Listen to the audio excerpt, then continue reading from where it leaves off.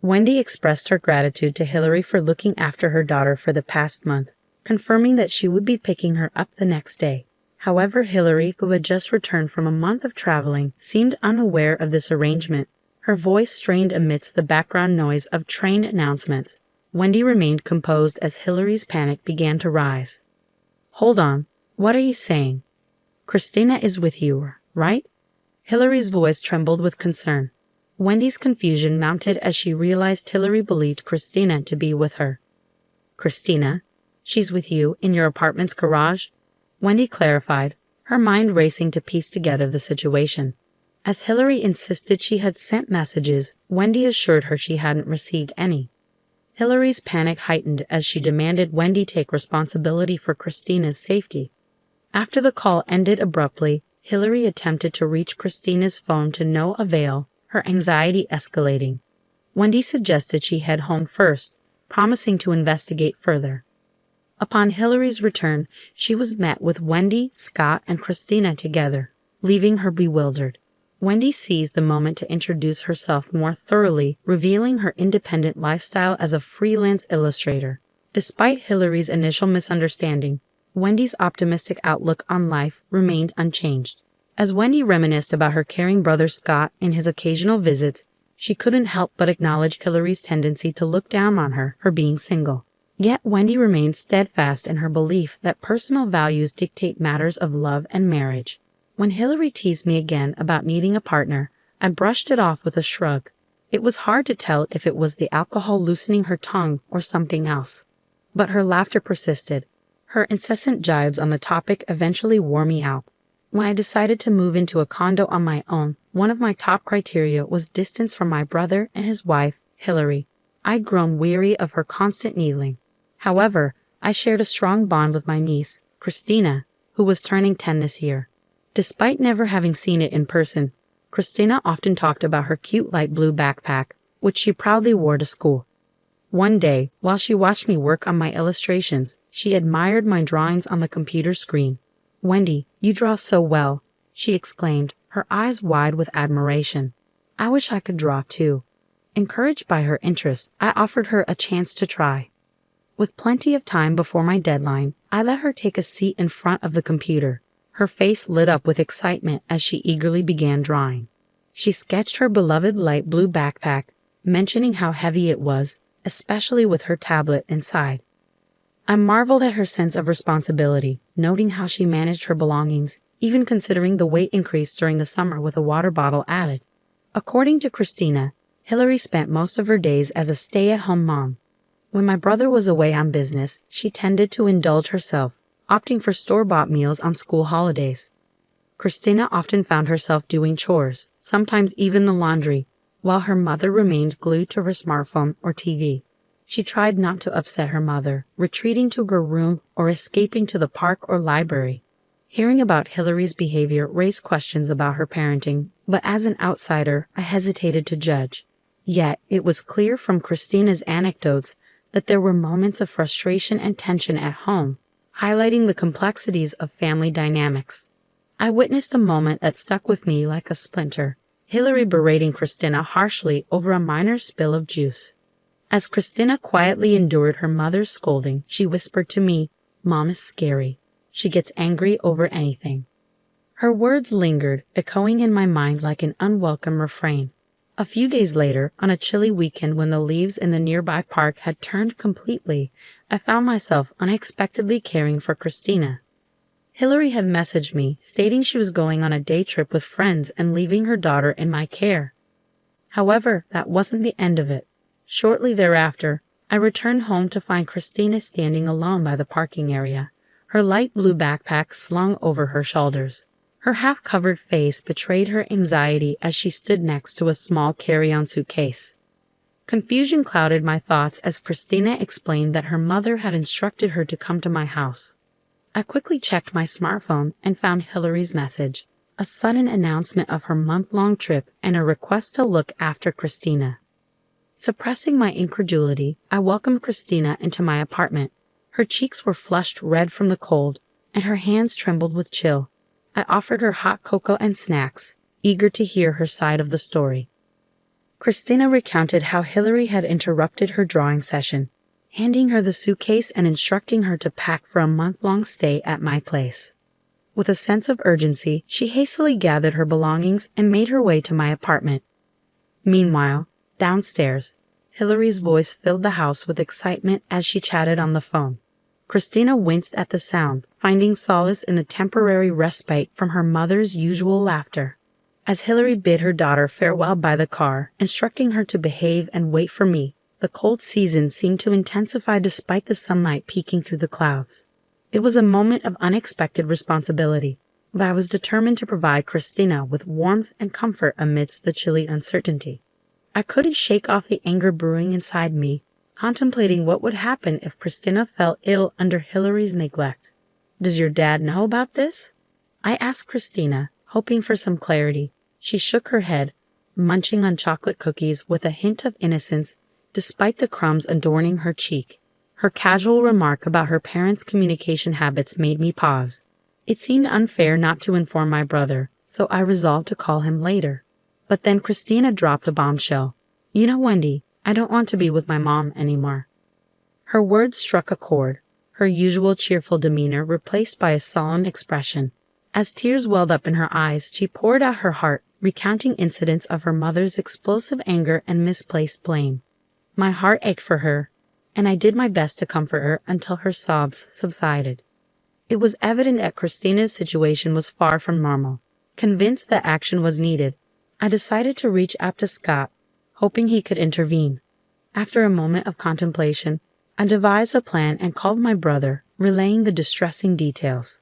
Scott's reaction was palpable, his voice wavering as he processed the gravity of the situation. Despite his initial disbelief, he listened intently, eventually agreeing to adjust his schedule to assist. With his support secured, I assured him that Christina would be in good hands. As I hung up the phone, a sense of determination washed over me. Deleting Hillary's message from my smartphone, I turned my attention back to Christina, ready to face the challenges ahead with a newfound resolve. As I made my way back home, I couldn't shake the concern for Christina's well-being. Determined to lighten her mood, I decided to treat her to something special. With each step, I mulled over ways to make her smile. Christina's school was quite a distance from my place, but I had arranged with the school for her to take the bus, sparing her the burden of walking with her heavy backpack. I made a mental note to talk to Scott about covering the bus fare later. Meanwhile, I continued my usual routine of working from home, while Christina diligently completed her homework upon returning from school. One evening, Christina surprised me by asking for help with her homework. It struck me as odd since it seemed more like a task for her teacher, but according to her, it was different. Her classmates' moms often assisted them. Realizing how self-reliant Christina had been, I grabbed a red pen and checked her work. As dinner preparations began, Christina eagerly offered to help in the kitchen. Her enthusiasm was infectious as she assisted in peeling onions and followed instructions with remarkable skill. I couldn't help but wonder where she had learned to cook so proficiently. Days turned into weeks, and before we knew it, a month had passed in a blink of an eye. Glancing at the calendar, I realized it was almost time for Hillary to return. Sure enough, I received a call from her the next day, thanking me for taking care of Christina. However, her confusion was evident as she seemed to believe Christina was still with me, despite being away for a month. "I sent you a message, so you should know," Hillary insisted, her voice tinged with panic. "I haven't received any messages. Are you sure you're not mistaken?" I responded calmly, feeling a wave of frustration. "Lies? That can't be." Hillary's voice rose in apparent panic. "What are you going to do about this? I entrusted Christina to you. If anything happens, it's your responsibility." With a sharp yell, she abruptly hung up the phone. Moments later, she called again, still shouting. It was evident she had tried calling Christina's phone but couldn't get through, escalating her panic even further. "Suggesting you calm down and head home might be a good idea," I proposed gently, hoping to diffuse the tension. After the call ended, I could hear Hillary arguing with someone, presumably a man, in the background. The room fell silent, tension thick in the air. When Hillary finally returned home, her footsteps echoed loudly down the hallway, bursting into the living room. Her face contorted with anger, She froze in shock at the sight of Scott, Christina, and me together. "I've heard everything from these two in the phone call earlier," I explained calmly. We put the last call on speaker so everyone could hear it, making it easier to discuss what comes next. Christina's smartphone had been turned off, explaining why Hillary couldn't get through. I couldn't help but voice my confusion and frustration. "What have you done?" "That's my line," I exclaimed. "I didn't know earlier, but I've been taking care of Christina at my house for a month." "What do you mean by suddenly going on a trip and leaving her at someone's doorstep?" Scott intervened with a calm voice, urging us to calm down. "Christina is here too. It's true you went on a trip by yourself and left Christina behind. Your outfit and luggage suggest you've just returned." Hillary didn't deny it, instead beginning to make excuses as her face paled with realization. "I went on a trip, but even a housewife needs a break," Hillary began, her voice wavering slightly. "Doing laundry, cooking every day. It's the same routine, and the stress just builds up. I just wanted to go out with friends." I didn't respond immediately. Instead, I handed her several sheets of printed emails. They detailed exchanges with someone who seemed to be her affair partner, discussing plans for trips and rendezvous. These emails weren't recent, they dated back to last spring, including the day I'd briefly cared for Christina while Hillary claimed to be viewing flowers at the park. The revelation hit Hillary like a ton of bricks. She covered her mouth, her expression a mixture of shock and regret. Just hours before, Christina had come to me with her suspicions, having noticed her mother's secretive behavior with her smartphone. The unknown man's name on her messages and the unfamiliar voice on the phone only fueled her doubts. 6 months ago, Christina had confided in me about her mother's affair. At the time, I was skeptical. However, Hillary's sudden trip a month ago and the discovery of these emails now confirmed Christina's intuition. Glancing over at Scott, I could see his quiet yet palpable anger.